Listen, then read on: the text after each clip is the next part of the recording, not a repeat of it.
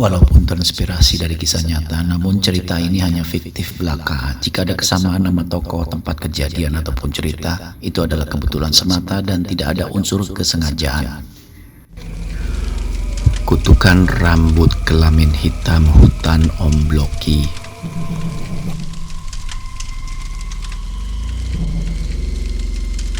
Kisah ini bermula dari sekelompok pemuda yang dengan angkuhnya menantang kepercayaan kuno yang tersembunyi di balik lebatnya pepohonan.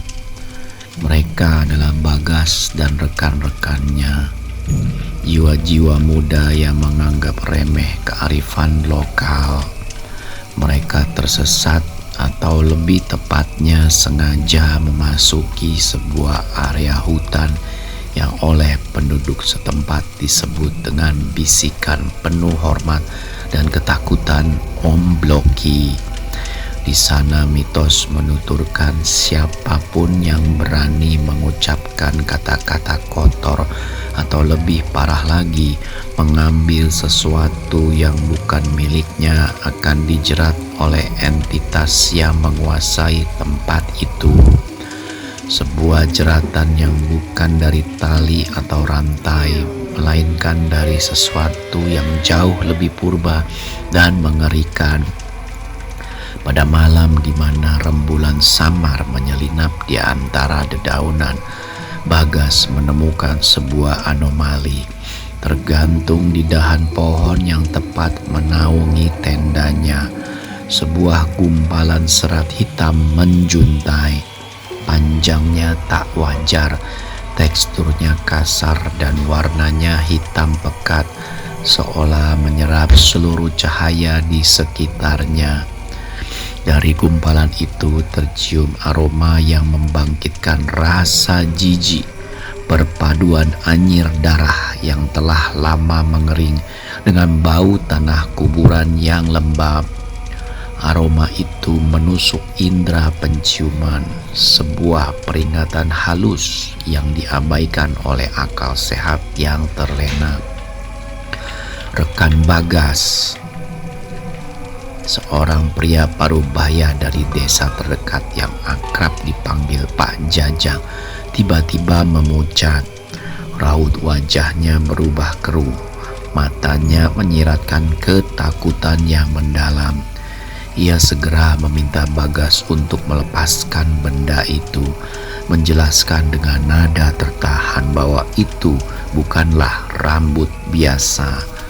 Penduduk setempat menyebutnya itu jemrut kuntilanak, sebuah entitas serat yang bukan berasal dari kepala, melainkan manifestasi dari kutukan kesuburan gelap yang abadi.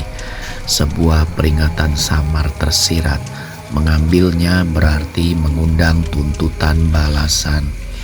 Namun keraguan tidak pernah menghampiri Bagas. Dengan tawa yang entah mengapa terdengar hampa di tengah keheningan hutan, ia justru memasukkan serat hitam itu ke dalam sakunya. Sebuah kenang-kenangan dari petualangan yang ia kira akan menjadi kisah lucu.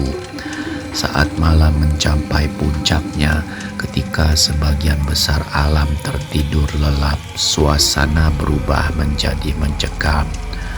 Keheningan hutan seolah bernafas, mengeluarkan aura dingin yang menusuk tulang. Sebuah tangisan melengking mulai terdengar. Itu bukan tangisan yang bergema dari kejauhan, melainkan sebuah ratapan yang seolah muncul tepat di samping telinga Bagas, menusuk kendang telinganya dengan frekuensi yang mengganggu. Bagas terbangun, tubuhnya dilanda rasa gatal yang luar biasa, seolah ada sesuatu yang merayapi setiap inci kulitnya. Dengan tangan yang gemetar, ia meraba sakunya, tempat ia menyimpan serat hitam itu. Kosong, benda itu telah raib. Namun sensasi merayap itu tidak menghilang. Ia merasakannya lebih dari sekedar di permukaan. Ada sesuatu yang bergerak di bawah lapisan kulitnya. Panik mulai merayapi Bagas. Ia menyalakan senternya dan cahaya itu menyingkap sebuah pemandangan yang tak akan pernah bisa ia lupakan. Dari pori-pori kulit tangannya muncul helai-helai bulu hitam, kasar, tajam, dan persis dengan serat yang ia temukan. Bulu-bulu itu tumbuh dengan kecepatan abnormal, membelit jemarinya hingga kaku, sebuah metamorfosis mengerikan yang terjadi di bawah kesadarannya.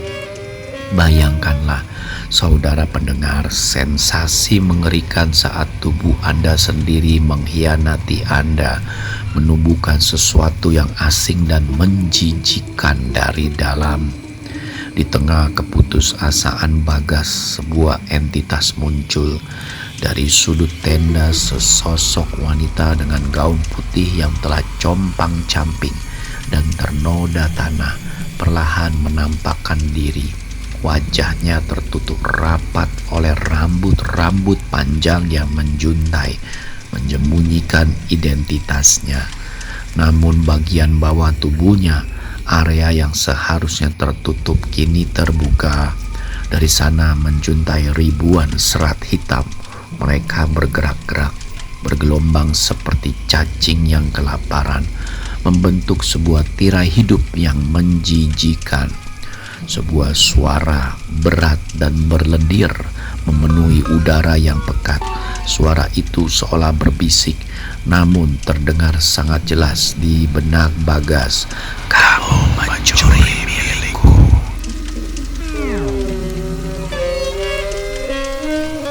Entitas itu mulai merangkak.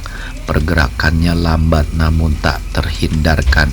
Setiap gerakan menyeret tubuhnya di atas tanah, menghasilkan suara gesekan basah yang memuakkan. Serat-serat hitam dari tubuhnya memanjang, menjulur ke arah Bagas dengan ketepatan yang mengerikan. Mereka mulai menjahit mulut Bagas, menyegel setiap upaya untuk menjerit, untuk meminta pertolongan. Serat-serat itu menembus kulit, menjalar lebih dalam, memasuki tenggorokannya dan mengikat organ-organ vital di dalamnya. Sebuah penjeratan yang bukan hanya fisik, melainkan juga spiritual. Pagi harinya, ketika matahari kembali menyinari hutan Ombloki yang seharusnya menjadi awal hari baru, rekan-rekan Bagas menemukan sebuah pemandangan yang tak pernah mereka lupakan. Tenda Bagas kosong, tidak ada jejak kaki yang tersisa, tidak ada tetesan darah yang mengindikasikan perlawanan. Hanya ada satu gumpalan serat hitam kasar tergeletak di atas bantal Bagas. Gumpalan itu adalah satu-satunya saksi bisu dari kengerian yang terjadi. Aroma anyir yang mengerikan itu, perpaduan darah dan tanah kuburan, tidak hilang dari area Ombloki selama berbulan-bulan. Sebuah pengingat abadi bagi siapapun yang berani mengusik ketenangan entitas purba di sana. Mungkin Anda pendengar ada pelajaran yang bisa kita petik dari kisah ini. Sebuah peringatan tentang batas antara rasa ingin tahu dan kesombongan, antara menghargai dan meremehkan. Karena terkadang hal-hal yang tidak terlihat hanya ada dalam mitos dan bisikan jauh lebih nyata dan jauh lebih mengerikan dari apapun yang kita bayangkan. Dan mungkin saat Anda berjalan di hutan sunyi, Anda akan bertanya-tanya, apakah jika hal itu terjadi pada diri kita?